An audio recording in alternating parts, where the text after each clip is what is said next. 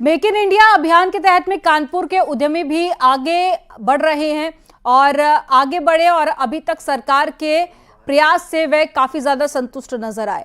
उन्हें उम्मीद है कि आगे भी सरकार उनके हित में ध्यान रखेगी और साथ ही योजनाएं उनको ध्यान में रखते हुए बनाएगी। कानपुर जो कभी उद्योगों का मैनचेस्टर कहलाता था, वो फिर से अपनी रंगत में ले आए।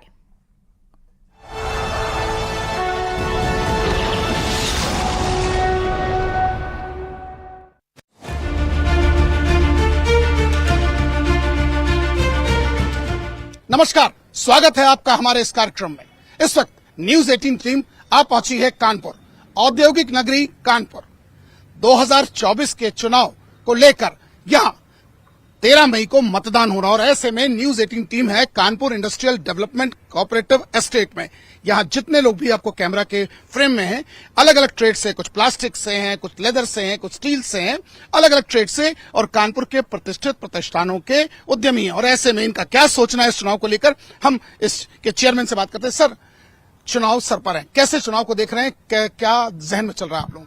सबसे बड़ी बात तो ये है कि जब से सरकार आई है तो हम लोगों को बहुत मजबूती मिली है और कानपुर जो है पहले भी इंडस्ट्रियल टाउन के नाम से जाना जाता था और इधर गत 7-8 वर्षों से भी दोबारा हमारे उद्यमियों की पूछ बढ़ गई है और उद्यमियों को दोबारा रिकॉग्नाइज किया जा रहा है और हम लोगों को हर तल पर हम लोगों को बुलाया जा रहा है और हम लोगों से पूछा जा रहा है कि आप लोगों को कोई परेशानी तो नहीं है। आप कितने संतुष्ट हैं इस सरकार के कार्य से और जहन में आप लोगों के क्या चल रहा है, उद्यमियों के जहन में क्या चल रहा है?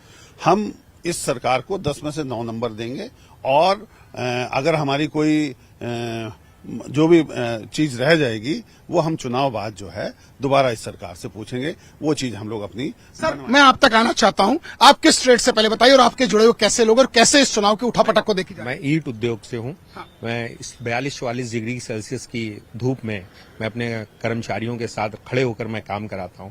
इस चुनावी दंगल में मेरे हिसाब से बड़ी खींचतान चल रही है और इस दंगल में हम सभी लोगों को मिलकर एकजुटता के साथ वोट करना, ये हमारी प्राथमिकता है। बताइए इस बात पे इनकी, अगर आप सहमत हैं सर। पर मैं इस बात पे बिल्कुल नहीं कह पाऊंगा कि मैं किसको वोट करूंगा। ये 4 तारीख को मीडिया के माध्यम से हम ये बता दें, चुनावी सरगर्मियां क्या चल रही है, क्या लहर समझ आ रही है, कैसी दिख रही है? अब इस चुनावी सरगर्मियों में बड़ी खींचतान चल रही है। मैं अभी ये नहीं कह सकता हूँ कि कोई भी पार्टी जीत रही है। अच्छा, कुछ भी हो सकता है। कुछ भी हो सकता है। मुझे जो लग रहा है किस तरीके से बेरोजगारी है, जो भी सिस्टम पे कहीं न कहीं दिक्कतें आ रही हैं, तो उससे मैं यही कह सकता हूँ कि खींचतान चल रही है। बाकी चलिए, खींचतान चल रही है। सर, हम आपकी ट्रेड तक जानना चाहते हैं, किस ट्रेड से आप जुड़े हैं और क्या कहना चाहेंगे इस चुनाव को लेकर, कैसे सोच रहे हैं?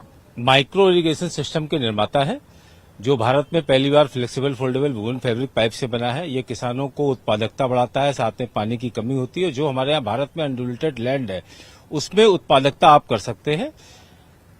केंद्रीय सरकार के सकारात्मक रवैये से इसको बहुत प्रोत्साहन मिला है। हमारी स्थानीय सरकार ने भी इसको बहुत, हम लोग के उद्योगों को बहुत संरक्षण किया है।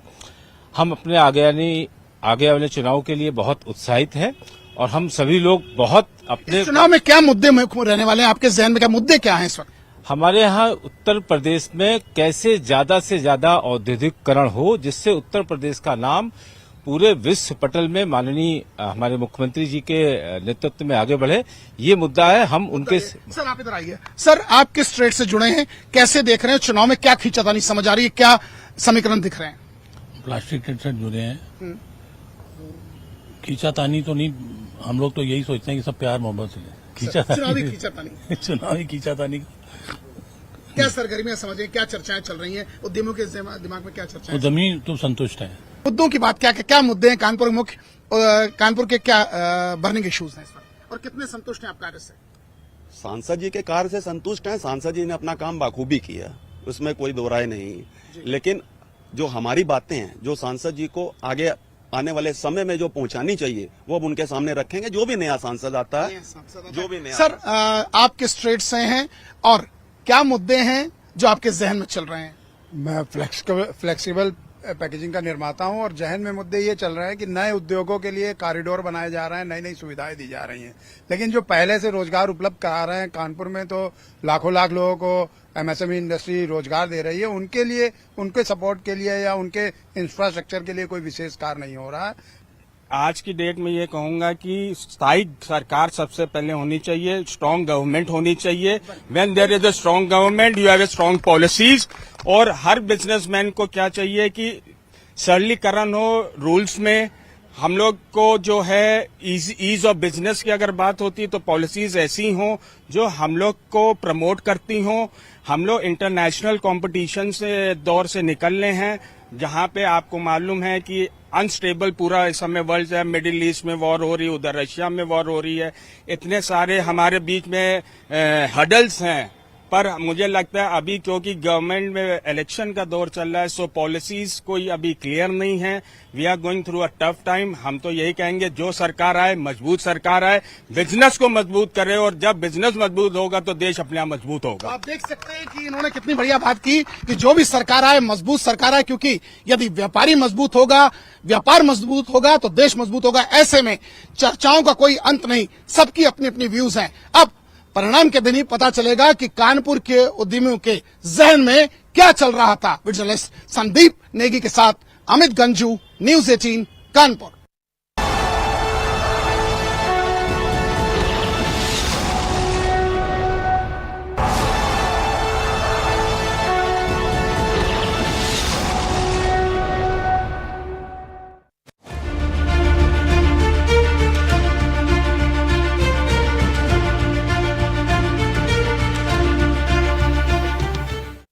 सूर्योदय की तपिश के साथ ही चुनावी सरगर्मियां भी इन दिनों चरम पे हैं। पूर्वांचल में अंतिम चरण में मतदान होना है, फिर भी जो लोग हैं वो चुनावी चर्चाएं कर रहे हैं, चुनावी चर्चाओं में व्यस्त हैं।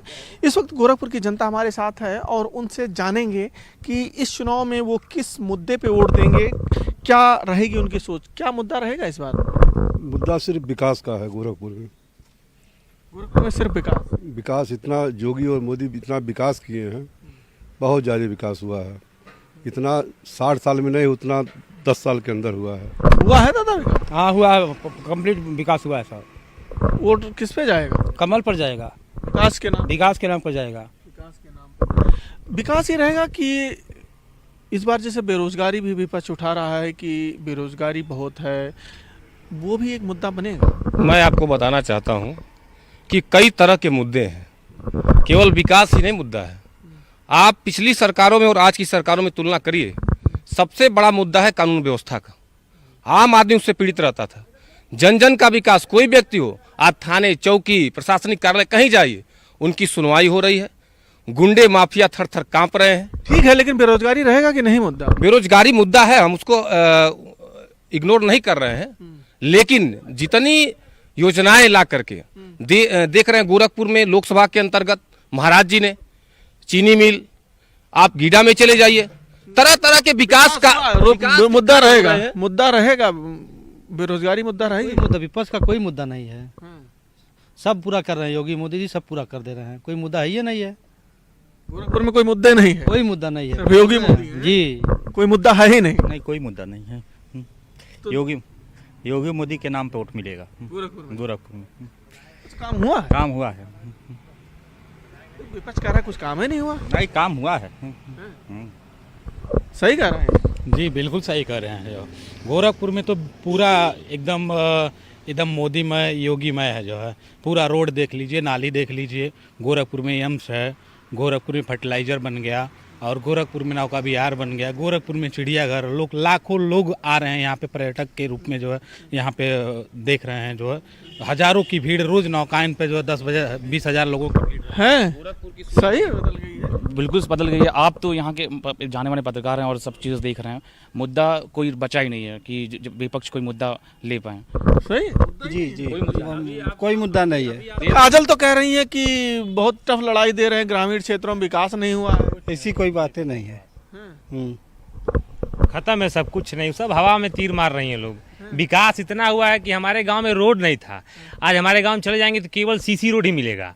सैजनवा हमारा गांव पड़ता है, केवल सीसी रोड, कहीं खड़ंजा कहीं माटी है ये नहीं, दाब के एकदम चकाचक एकदम खाली। देखिए मुद्दा तो 14 के पहले था, आपने देखा था 2014 के पहले यही गोरखपुर का मेडिकल कॉलेज बंद होने के कगार पे था। आपने देखा था इंसेफ्लाइटिस से बच्चे किस तरह से तड़प कर मरते थे। आपने देखा था इसी नौका विहार पे हत्याएं होती थी और लाशें तैरती थी। लेकिन 14 के बाद जब पूज्य महाराज जी और विकास हो, ठीक है विकास हो गया, आप जीतते हैं विकासमान, महंगाई भी मुद्दा रहेगा क्या? कहीं कोई महंगाई मुद्दा नहीं है। जब व्यक्ति की आवश्यकताएं बढ़ती है, पहले हमारे पास क्या था, गांव घर में कहीं एक खोजने पे एक मोबाइल एक टेलीफोन मिलते थे। आज हम सब 4-4 मोबाइलें लेके घूम रहे हैं। तो जब संसाधन बढ़ेंगी तो महंगाई बढ़ेगी, जब हम सुविधा लेंगे तो महंगाई बढ़ेगी। महंगाई कहीं मुद्दा नहीं है। महंगाई मुद्दा नहीं है। महंगाई मुद्दा हो सकता है, हम उसको इग्नोर नहीं कर सकते हैं, लेकिन जिस तरह से उसको दूर करने का प्रयास भारतीय जनता पार्टी और योगी जी की सरकार कर रही है।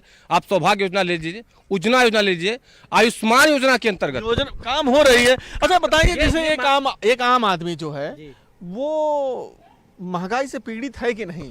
नहीं, महंगाई जो बताया आपने, मेरे साथी बताए, उसमें संसाधन बढ़ती जा रही हैं तो महंगाई थोड़ा तो पड़ेगी लोड ऊपर। महंगाई बढ़ी, लेकिन महिलाएं कह रही हैं कि किचन के सामान महंगे हो गए, सब्जी महंगी हो गई। कुछ नहीं महंगा है, सब कुछ सस्ता है। महंगाई तो नहीं बढ़े। हर हर मोदी, घर मोदी। महंगाई नहीं है, बिल्कुल नहीं है साहब, बिल्कुल नहीं है। मुद्दा विकास ही है। हाँ, मुद्दा विकास का है। विकास का है। हाँ, कानून व्यवस्था क्यों भैया? नहीं जी, विकास। तो गोरखपुर में जिस तरीके से विकास हुआ उसको देखते हुए यहाँ के जो लोग हैं उनके लिए मुद्दा सिर्फ विकास है। और यहाँ के लोगों का साफ कहना है कि गोरखपुर की तस्वीर और तकदीर दोनों बदल गई है और यहाँ पे इस लोकसभा चुनाव में मुद्दा सिर्फ और सिर्फ विकास ही रहेगा। अखिलेश पांडे के साथ रामगोपाल द्विवेदी, न्यूज़ 18 गोरखपुर।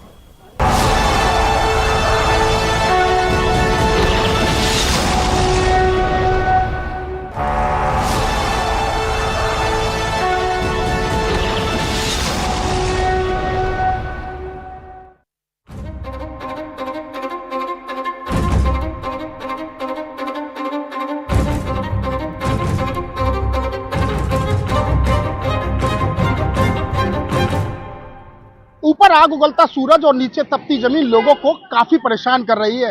अप्रैल के माह में मई जून जैसी गर्मी लोगों को बेहद परेशान कर रही है। लोग गर्मी से बचने के लिए पेय पदार्थ का सहारा ले रहे हैं। आप देख सकते हैं, मैं इस समय जूस की दुकान पर मौजूद हूँ। यहाँ पर अधिकतर लोग पेय पदार्थ का सहारा ले रहे हैं गर्मी से बचने के लिए। यहाँ पर लोग जूस भी पी रहे हैं, उनसे भी बात कर लेते हैं। सर, कितनी गर्मी है? हाँ, आज काफी गर्मी है। गर्मी है? हाँ। गर्मी से बचने के लिए क्या कर रहे हैं? अब जैसे आप देख रहे हैं कि ठंडा जूस और क्या है, बाकी ठंडे फ्रूट्स वगैरह यही सारी चीजें हैं। गरम खाने से कोई फायदा तो है नहीं इसमें। तो बताइए, गर्मी अप्रैल के महीने में कैसी? गर्मी इस समय तो बहुत ज़्यादा है पहले से, और अब गर्मी से बचने के लिए बहुत सारी चीज़ें करनी पड़ रही है। घर पे लस्सी बना के पी रहे हैं, अभी जूस पीने के लिए आए हैं, बाकी ठंडी ठंडी चीज़ों का ही सेवन कर रहे हैं। ठंडी चीज़ों का सेवन कर रहे हैं। देखिए, और भी लोग हैं, इनसे भी बात करेंगे कि गर्मी से बचने के लिए लोग। सर, आप बताइए, गर्मी से बचने के लिए? इस समय जो गर्मी है वो काफ़ी अच्छी चरम पे है, और जो टेम्परेचर जो अप्रैल में होना चाहिए था उससे कुछ बेहतर है। बेहतर इन द सेंस मतलब काफ़ी गर्मी है। तो इस समय गर्मी का जो रूप है उसमें केवल ये जूस हैं, पेय पदार्थ को ही हम यूज करें तो ज्यादा अच्छा है सॉलिड की जगह पे। सर, अगर बात करूं चुनाव की, 7 मई को मतदान आगरा में होने हैं, तो कुछ इसका गर्मी पे कोई असर नहीं पड़ेगा। चुनाव तो होना है और मोदी जी को आना ही है। अच्छा, मोदी जी को आना है। इसका गर्मी का मोदी जी के चुनाव पे कोई फर्क नहीं है। बिल्कुल। आप बताइए कि गर्मी से बचने के लिए क्या कर रहे हैं? गर्मी से बचने के लिए मतलब ज्यादातर फेस कवर करके हर जगह पे निकलना पड़ रहा है हम लोगों को। ठंडी चीजें, मतलब ज्यादा पानी या डिहाइड्रेशन वगैरह ना हो, तो ये सारी चीजें का यूज करना पड़ रहा है। इस बार जो मतदान करेंगे आप किन मुद्दों को लेकर करेंगे? डेवलपमेंट, इंफ्रास्ट्रक्चर डेवलपमेंट, और भी जो सारी सुविधाएं फैसिलिटीज जो गवर्नमेंट दे रही है बहुत सारी, इन्हीं चीजों को लेकर करेंगे। तो और भी है। भैया, आप बताइए, आप युवा हैं और मतदान आगरा में 7 मई को होने हैं, तो किन मुद्दों पर आप मतदान करेंगे? ये तो डेवलपमेंट है। ये यूथ के लिए क्या कर सकते हैं? सबसे जो हमारे को प्रॉब्लम आती है, जनरल वालों को रिजर्वेशन है, उस पर कोई आवाज नहीं उठाता है, उसी के मद्देनजर रखते हुए हम वोट करेंगे। भारतीय जनता पार्टी की 10 साल सरकार रही, क्या कुछ जो वादे किए वो पूरे रहे? बहुत वादे पूरे हुए हैं। जैसे हमें बोला गया था एसएन मेडिकल कॉलेज को एम्स में कन्वर्ट करेंगे, कर रहे हैं। और अपना दिल्ली फतेहाबाद रोड चले आइए, कितना ज़्यादा इंफ्रास्ट्रक्चर डेवलप हुआ है।